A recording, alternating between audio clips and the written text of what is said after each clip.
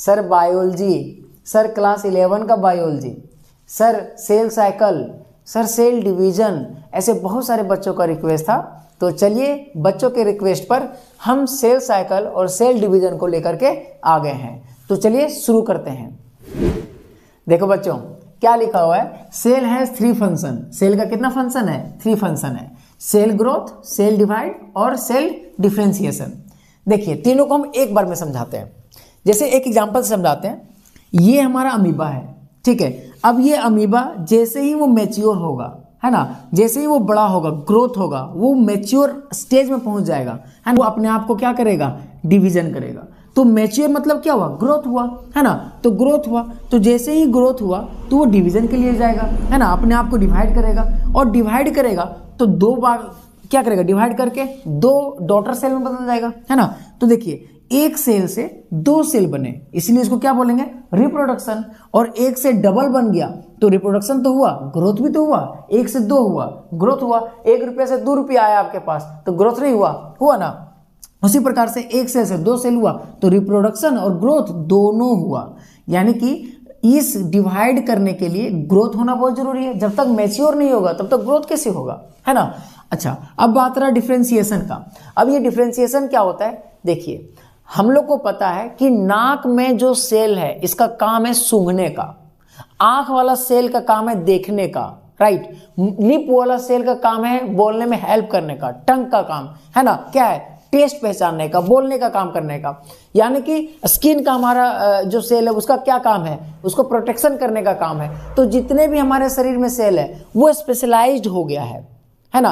For example जैसे आप doctor के पास जाते हैं, है ना, तो आप डॉक्टर के पास जाएंगे तो वो स्पेशलाइज्ड डॉक्टर के पास जाएंगे। अगर आपको आंख चेक कराना है ना, तो आप जो है पैर चेक करता है उसके पास तो नहीं जाएंगे, एक स्पेशलिस्ट के पास जाएंगे, है ना।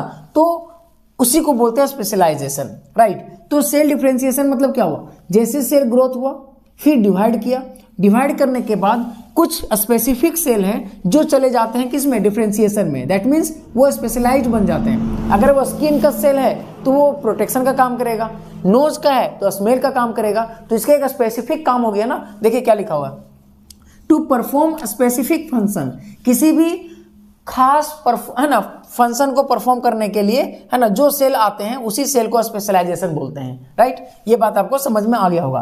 देखिए हम लोगों को पता है दुनिया में बड़ा से बड़ा एनिमल, जितने भी एनिमल है, चाहे वो हम लोग है चाहे कोई भी हो, है ना, वो सिंगल सेल से ही बना है। यानी कि सिंगल सेल से ही स्टार्ट हुआ है। अब सिंगल सेल से वो मल्टीपल सेल में गया है, राइट। तो सिंगल सेल से मल्टीपल सेल तक पहुंचने में जो प्रोसेस हुआ है इसी को बोलते हैं सेल डिवीजन। क्या बोलते हैं? Cell division. और एक साइकिल होता है वो हम लोग बात करेंगे, है ना। तो सेल साइकिल और सेल डिवीजन एक ही चीज है, क्योंकि सेल डिवीजन होने के लिए सेल का साइकिल होना बहुत जरूरी है, राइट। साइकिल की सिंगल सेल से हम लोग जो है मल्टी सेलुलर ऑर्गेनिज्म तक ये सफर तय किए। तो यहां से यहां तक जाने में जो प्रोसेस लगा उसी प्रोसेस को बोलते हैं सेल डिवीजन, राइट। चलिए आगे आइए। देखिए एग्जांपल तो अभी हम समझा दिए इसको। अब यहाँ पर क्या लिखा हुआ है देखो, ग्रोथ। अभी हम बताए ना, जैसे ये ग्रोथ होगा तो रिप्रोडक्शन हो गया। क्यों? ग्रोथ हुआ तो क्या हुआ? ये सेल जो है यानी कि जो अमीबा है, ये अमीबा क्या कर दिया? डिवाइड कर गया। जैसे ही वो डिवाइड किया तो एक सेल से कितने सेल में बट गए? 2 सेल में बट गए, जिसको 2 डॉटर सेल बोलते हैं, राइट। 2 डॉटर सेल बोलते हैं। अब 1 से 2 हुआ, रिप्रोडक्शन हो गया, है ना। और 2 संख्या में भी बढ़ रहा है तो 2 रिप्रोडक्शन हो गया, ग्रोथ भी हो रहा है, क्योंकि 1 से 2 हुआ। फॉर एग्जांपल आपके पास 1 रुपया है, फिर आपके पास 2 रुपया आ गया, तो आपके पास ग्रोथ हुआ कि नहीं हुआ, है ना। उसी प्रकार से हम लोग द लिविंग वर्ल्ड में पढ़े होंगे, है ना, कि जो ग्रोथ और रिप्रोडक्शन है वो क्या है ना, कैरेक्टरिस्टिक फीचर है। 2 तरह के फीचर होते हैं, एक होता है कैरेक्टरिस्टिक फीचर और एक होता है डिफाइनिंग फीचर, है ना। तो चलिए वो द लिविंग वर्ल्ड का टॉपिक है तो वहां पर, है ना, इसको यहां नहीं छेड़ते हैं, वहीं पर समझेंगे इसको।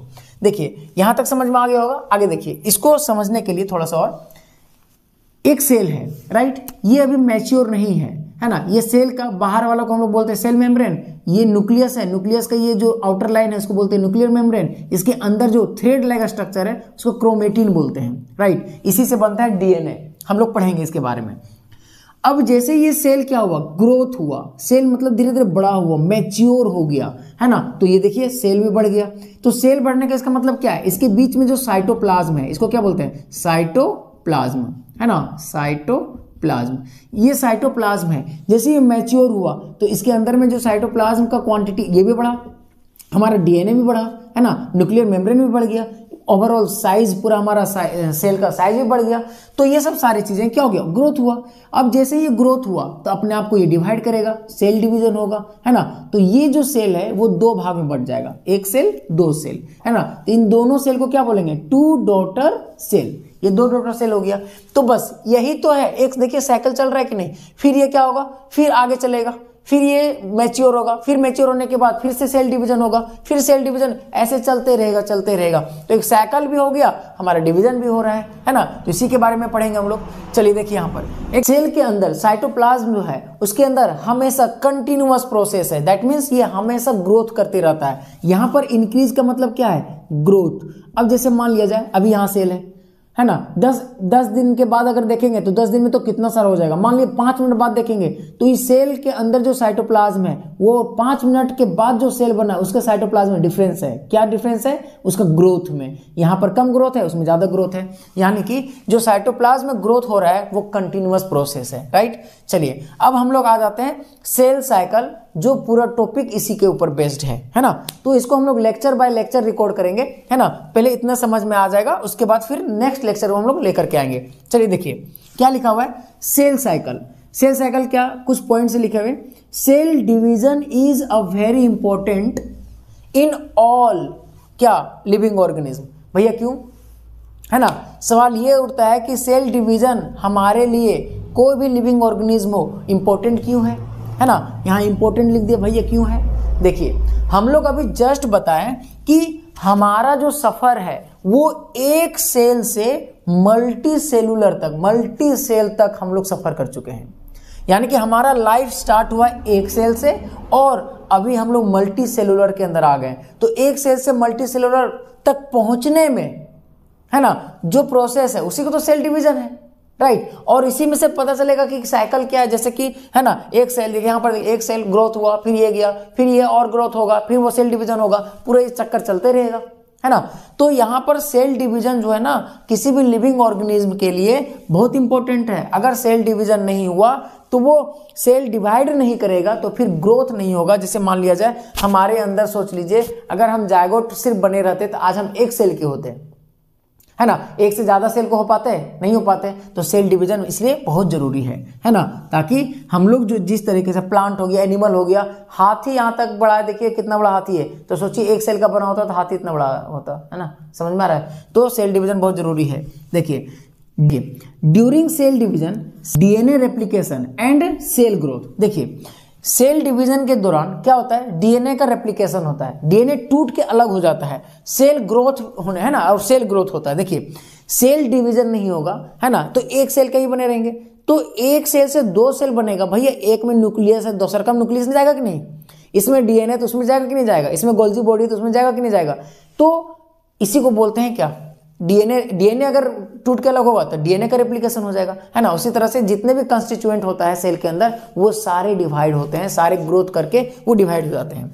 चलिए देखिए it is a sequential event. Sequential event का मतलब क्या होता है ना, कि एक क्रम में होगा। फॉर एग्जाम्पल जैसे मान लिया जाए अगर हम काउंटिंग गिनने के लिए बोले तो एक के बाद आप 5 थोड़ी गिनेंगे, एक के बाद 2 3 4, एक सीक्वेंस हो गया, है ना। तो उसी प्रकार से ये जो सेल साइकिल होता है वो सीक्वेंस होता है। ऐसा नहीं कि एक सेल है तो पहले क्या हो गया, डिवाइड हो गया, फिर मैच्योर हुआ, ऐसा थोड़ी होगा, है ना। तो एक सीक्वेंस होता है, सीक्वेंशियल इवेंट है, जिसमें क्या क्या आता है। देखिए सिंथेसिस, है ना, सिंथेसिस मतलब होता है बनना किसी भी चीज का। किस चीज का बनना है, the constituent of the cell. Cell के अंदर जितने भी चीज है उसका सिंथेसाइज होगा, वो बनेगा। फॉर एग्जांपल देखिए ये सेल है, ये न्यूक्लियस है, ये गोल्जी है ना, ये क्या लाइसोसोम है, ये गोल्जी अपैरेटस है, ये माइटोकॉन्ड्रिया है, राइट। ऐसे बहुत सारे ऑर्गेनेल, राइबोसोम हो गया, ऐसे बहुत सारे ऑर्गेनेल्स हैं। तो भैया सेल अगर डिवाइड करेगा, देखो यहाँ पर अगर सेल डिवाइड करेगा तो यहाँ पर लाइसोसोम एक है तो इसमें भी चाहिए, इसमें भी तो चाहिए, है ना। तो कंस्टिट्यूएंट मतलब उसके अंदर, सेल के अंदर जितने भी सामान है, चाहे वो गोल्जी अपैरेटस हो, है ना, चाहे हमारा जो है लाइसोसोम कुछ भी हो, चाहे न्यूक्लियस ही क्यों ना हो, सेल ही क्यों ना हो, है ना, उन सब का क्या होगा, प्रॉपर तरीके से सिंथेसाइज होगा। या फिर प्रोटीन हो गया, क्योंकि इसमें प्रोटीन चाहिए तो भैया सेल डिवीजन होगा तो यहाँ भी प्रोटीन चाहिए, यहाँ भी प्रोटीन चाहिए। हर एक चीज जो सेल के अंदर है उसको कंस्टिट्यूएंट बोलेंगे, उसका क्या होता है, सिंथेसिस होता है, वो बनता है, पहला स्टेप, है ना। ये सीक्वेंशियल है, पहले ये होगा, फिर ये होगा, फिर ये होगा। दूसरा में देखो रेप्लिकेट होगा, टूट के अलग होगा, रेप्लिकेट होगा। क्या रेप्लिकेट होगा, है ना, इसको हम लोग डुप्लीकेट भी बोलते हैं। इट्स जीनोम, है ना, जीनोम क्या होता है, डीएनए। डीएनए देखिए, अगर हम इसको हम ऐसे ट्रांसफर कर दे दो भाग में और ये डीएनए अगर में देबे ना करें तो भैया इस सेल में थोड़ी रहेगा, तो ये वाला इसमें भी जाएगा, इसमें भी जाएगा। दैट मीन्स अंदर में जो डीएनए है वो डिवाइड करेगा, उसको रेप्लिकेट बोलते हैं। डीएनए का डिवीजन होना ही रेप्लिकेट कहलाता है। तो रेप्लिकेट इट्स जीनोम, जीनोम क्या है, डीएनए। तो सबसे पहला काम क्या होगा, देखिए ये सीक्वेंशियल है। पहला काम में क्या होगा कि कंस्टिट्यूएंट जितना भी है सेल के अंदर वो क्या होगा, वो होगा सिंथेसाइज होगा, गोल्जी अपैरेटस बनेगा, मैच्योर होगा, बढ़िया से बनेगा, है ना, प्रोटीन बनेगा, जितने भी चीजें जरूरी है अंदर में सारा हो, है ना, सिंथेसाइज होगा। फिर क्या होगा, डीएनए का रेप्लिकेट होगा, डीएनए अलग होगा, है ना। फिर क्या करेगा, फिर जैसे ही वो होगा तो सब अलग अलग बन जाएंगे, गोल्जी बॉडी दो हो जाएगा, है ना, माइक्रो, है ना, माइक्रो बॉडीज हो गया, फिर हमारा, है ना, लाइसोसोम हो गया, न्यूक्लियस हो गया, सब दो दो हो जाएगा। और फाइनली क्या करेगा, डिवाइड इनटू 2 डॉटर सेल, और ये डिवाइड करेगा 2 डॉटर सेल में, है ना। तो ये जो चल रहा है, ये तीनों स्टेप है, ये सीक्वेंशियल है। यानी कि अगर ग्रोथ नहीं होगा तो डिवीजन नहीं होगा, डिवीजन नहीं होगा फिर दोनों हमारा डॉटर सेल नहीं आएगा। तो ये एक प्रोसेस है, एक सीक्वेंशियल है, इसीलिए क्या कहा गया इसको, कोऑर्डिनेटेड इवेंट। कोऑर्डिनेटेड इवेंट यानी कि एक दूसरे से कोऑर्डिनेट करेगा, है ना, ये होगा तब ये होगा तब ये होगा, भैया इसके अलावा नहीं हो सकता है। और इन सब चीज को होने के लिए हमारे शरीर का जीन रिस्पॉन्सिबल होता है, इसीलिए क्या लिखा हुआ है, अंडर जेनेटिक कंट्रोल। यानी कि ये सब सारी चीजें जो होता है वो जीन कंट्रोल करता है ना। तो ये वीडियो आपको जो है वो एक बार फिर से ध्यान से समझना है ना, और इसको एक बार रिवाइज करके आना है। फिर हम लोग नेक्स्ट क्लास में पढ़ेंगे कि सेल साइकिल का कितने फेज होते हैं, है ना। उम्मीद करते हैं ये सब सारे ये लेक्चर जो है आपको समझ में आया होगा, है ना। अगर कहीं कंफ्यूजन रह गया तो प्लीज कमेंट करके जरूर बताइएगा, है ना। और इस वीडियो को एक बार रिकैप करके एक बार जरूर देखिएगा। तो चलिए आज इतने ही रखते हैं, फिर मिलेंगे नेक्स्ट क्लास में। तब तक के लिए पढ़ते रहिए, स्वस्थ रहिए और अपने आसपास साफ सफाई रखिए। तो चलिए फिर मिलेंगे नेक्स्ट क्लास में, बाय बाय।